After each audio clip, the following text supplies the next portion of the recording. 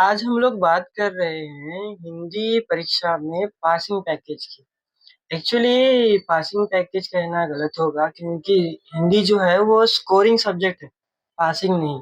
फिर भी जिन लोगों को हिंदी थोड़ा-सा दुश्वार होता है, कठिन लगता है, उन लोगों के लिए आज हम लोग यहाँ पे चर्चा कर रहे हैं। आप लोगों को पता ही है, आपने प्रिपरेटरी एग्ज़ाम लिखी है, आपने देखा है कि क्वेश्चन पेपर पैटर्न क्या है। तो आप लोगों को पहले जो है बहुविकल्पीय प्रश्न है। ओके, वो कितने हैं? 8 हैं। उसमें एक विलोम शब्द रहेगा, वो आप लोग पहले ही लिखे हो अपोजिट वर्ड्स। आप लोग पिछले 4-5 सालों से पढ़ते आ रहे हो या फिर 10 सालों से। उसके बाद एक अन्य लिंग, अन्य वचन, प्रथम प्रेरणार्थक क्रिया रहेगा, जैसे देना, दिलाना, दिलवाना। ये इसमें जो है आप लोगों को दिलवाना लिखने की ज़रूरत नहीं है, देना, दिलाना ही होगा, क्योंकि यहाँ पे आना की मात्रा आती है। उसके बाद संधि रहेगी, एक समास रहेगा, एक विराम चिन्ह। विराम चिन्ह यानी वही अल्प विराम, पूर्ण विराम, इस तरह से रहेंगे। उसके बाद जो है कारक चिन्ह, यही का, की वगैरह रहेगा। इनमें से मान लो आपको 8 में से 2 नहीं आए तो भी 6 तो आ जाएँगे। तो 6 मार्क्स लेना बहुत सिंपल है। उसके बाद दूसरा जो प्रश्न है वो अनुरूपता है। अनुरूपता 4 रहेंगे, एक वाक्य के 4 रहेंगे। आप लोग थोड़ा-सा अगर क्लासेस को रिमाइंड करेंगे, तो हो सकता है आप लोगों को इनमें से 8 में से 2 तो आ ही जाएँगे, तो 2 मार्क्स आपको यहाँ पे मिल सकते हैं।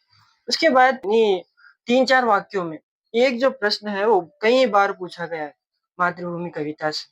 उसमें एक प्रश्न आता है कि मातृभूमि का स्वरूप कैसे सुशोभित होता है? ये भी प्रश्न आपको आएगा ही। या फिर आपको इसी को थोड़ा-सा अलग करके पूछेंगे तो स्वरूप कैसे सुशोभित होता है? ये सब प्रश्नों का आंसर जो है वो एक ही है। वो क्या है? आपको पॉइंट वाइज़ लिखना है। हरे-भरे सुंदर खेत हैं, उसके बाद फल-फूलों से भरे वन और उपवन हैं, खनिजों का व्यापक धन है, मातृभूमि जो है अमरों की जननी है। इतना लिख दिए 3 अंक आपको मिल जाएँगे। यदि लिखने नहीं आ रहा, प्रैक्टिस करो, आ ही जाएगा।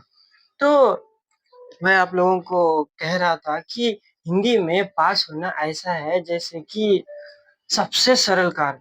जैसे मान लो आप लोगों को प्यास लगी है, तो आप क्या करोगे? किचन में जाओगे, किचन में जाकर फ्रिज का डोर खोलोगे, बॉटल लोगे, कैप खोलोगे उसका और पानी पी लोगे। ये जितना आसान है, हिंदी में पास होना भी उतना ही आसान है। जैसे आप लोग ये 6 अंक ले लिए, यहाँ पे 2 अंक ले लिए, ये एक थोड़ा-सा आपने लिख दिया, तो ये क्या है? किचन में जाना, फ्रिज का डोर खोलना है। अब आपको आगे मैं बताता हूँ कैप खोल के कैसे पानी पीना है, यानी कैसे पास होना आसान है बोल के। उसके बाद क्वेश्चन नंबर 32, इसमें आप लोगों को एक भावार्थ आता है। अब भावार्थ कैसे लिखना है? पहले लिखो कविता करके तुलसी के दोहे, क्योंकि उसी से पूछा जाता। उसके बाद कवि करके तुलसीदास लिखो या फिर तुलसी लिखो। उसके बाद भावार्थ लिखने नहीं आ रहा समझ लो, तो आप लोगों को क्या करना है, इस दोहे में तुलसीदास कह रहे हैं कि करके लिखो। उसके बाद वो जो दोहा है, वो 2 लाइनों में आप उसे पैराग्राफ में लिख दो। उसके बाद अंत में कहो कि तुलसीदास यह संदेश दे रहे हैं। इसमें आप लोगों को मान लो 1 अंक अगर नहीं मिला तो भी 2 तो अंक मिल ही जाएँगे, क्योंकि कहा जाता है कि नए मामू से नकटा मामू अच्छा। तो ये आपके लिए नकटा मामू ही है समझ लो। उसके बाद आप लोगों को क्या करना है, प्रश्न संख्या 33 यानी 33, उसमें आपको एक अनुवाद रहेगा 2 से 3 लाइनों का। हिंदी में दिया जाता है एक पैराग्राफ, उसको आपको क्या करना है, या तो कन्नड़ आता है तो कन्नड़ में लिखो, अंग्रेज़ी आती है तो अंग्रेज़ी में लिखो। दोनों में लिखोगे तो और ही अच्छी बात है, क्योंकि मान लो अगर एक को आपको ढाई अंक मिल रहे हैं, एक को 3 अंक मिल रहे हैं, तो 3 अंक जो है वो कंसिडर किए जाएँगे। तो बहुत सरल है। उसके बाद जो है आपको क्या करना है, क्वेश्चन नंबर 35 में कवितांश है, यानी एक पैराग्राफ लिखना है और वो क्या है, 17th पोएम का लास्ट पैराग्राफ के 4 लाइनें।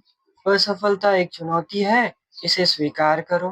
क्या कमी रह गई, देखो और सुधार करो। जब तक न सफल हो, नींद चैन को त्यागो तुम।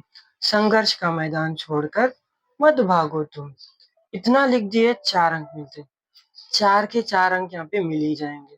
4 लाइनें लिखनी है, प्रैक्टिस करो, आ जाएँगी। उसके बाद आप लोगों को एक पैसेज है, क्वेश्चन नंबर 36 में गद्यांश में। आपको क्या करना है, एक पैराग्राफ दिया जाता है, उसी में 4 अंक मिल जाएँगे आपको। ढूँढना है, ढूँढने से भगवान मिल जाता। यहाँ पे आप लोगों को आपके प्रश्न पत्र में ही 4 अंक के उत्तर हैं, तो आप लोगों को ढूँढ कर लिखना है। इसका जो पहला जो पैसेज का जो पहली जो लाइन होती है, वो फर्स्ट आंसर ही होता है। तो आप थोड़ा-सा ढूँढ कर लिखोगे, तो 4 अंक यहाँ पर भी हासिल कर सकते हो। उसके बाद निबंध लिखना है। निबंध मैंने आप लोगों को कल के भी वीडियो में बोला था कि निबंध कैसे लिखे जाते हैं। तो आप लोग वो भी देख सकते हो। निबंध जो है, आप मान लो आपने बिंदुओं के अनुसार लिखना है। आपने सिर्फ भूमिका और उपसंहार लिखा है, निष्कर्ष लिखा है, तो भी आप लोगों को 2 अंक मिल सकते हैं। निबंध में वही प्रश्न कर्नाटक के बारे में या फिर इंटरनेट के बारे में या फिर पर्यटन के बारे में या फिर प्रदूषण के बारे में, इन्हीं चारों में से कोई एक आ जाता, आप लोग लिख सकते हो। उसके बाद पत्र। पत्र जो है मैंने आप लोगों को कई बार बोला भी है क्लासेस में, और आप चाहे तो हमारे यूट्यूब चैनल पे उस पर एक हमने वीडियो भी बनाया है। उसका लिंक हम लोग डिस्क्रिप्शन बॉक्स में देंगे, आप देख सकते हो। तो वहाँ पे आप देखकर जो है 5 अंक का प्रश्न है। मान लो आप लोगों को पूरा लिखने नहीं आ रहा है, विषय के विस्तार में थोड़ी बहुत स्पेलिंग मिस्टेक्स हो गई, तब भी आप लोगों को 4 अंक तो मिल ही जाएँगे। और जो है अगर मान लो आप लोगों को संधि नहीं आती, तो उसका भी वीडियो हमने यूट्यूब चैनल पे अपलोड किया है, आप देख सकते हो। तो ये सब अगर मान लो इतने-इतने अंक करके भी आप लोगे तो 30 अंक हो जाते। आप लोगों को पास होने के लिए 28 अंक काफ़ी हैं। तो इतना भी करोगे तब भी आप लोग जो है हिंदी में पास हो सकते हो। और हिंदी में पास होना ही नहीं है, बल्कि स्कोरिंग करना है। या फिर प्रिपरेटरी एग्जाम में आप लोग लिखे ही हो, वो भी प्रश्न जो है वो हो सकता है कि बार-बार पूछे जाएँ, इस बार भी वही क्वेश्चन्स आए हैं। तो उसे थोड़ा-सा अब अगर आप लोग देख लोगे, तो आप लोगों को बहुत ज़्यादा आसानी होगी। और हम लोग जो है पासिंग पैकेज भी आप लोगों को दे दे चुके हैं। अगर आप लोगों को नहीं मिला, तो आप लोग क्या कर सकते हो, वीडियो का भी क्या कर सकते हो, उसे स्क्रीनशॉट करके ले सकते हो। तो ऐसे बहुत सारे प्रश्न हैं और लिखना जो है बहुत ही सरल है। तो इसलिए मैं आशा करता हूँ कि आप लोगों की जो परीक्षा है, वो बहुत ही अच्छे से गुज़रेगी। मैं हमारी तरफ से बहुत-बहुत शुभकामनाएँ। जैसे मैंने बोला था कि बस क्या करना है, प्यास लगी तो पानी पीना जितना आसान है, उतना ही इतना अगर आप प्रैक्टिस करोगे, तो पास होना भी उतना ही सरल है। मेरी आपसे यही अपेक्षा रहेगी कि आप अच्छे से अच्छे अंक लें, और मैं एक और बार आप लोगों को परीक्षा के लिए बहुत-बहुत शुभकामनाएँ देता हूँ। बहुत-बहुत धन्यवाद।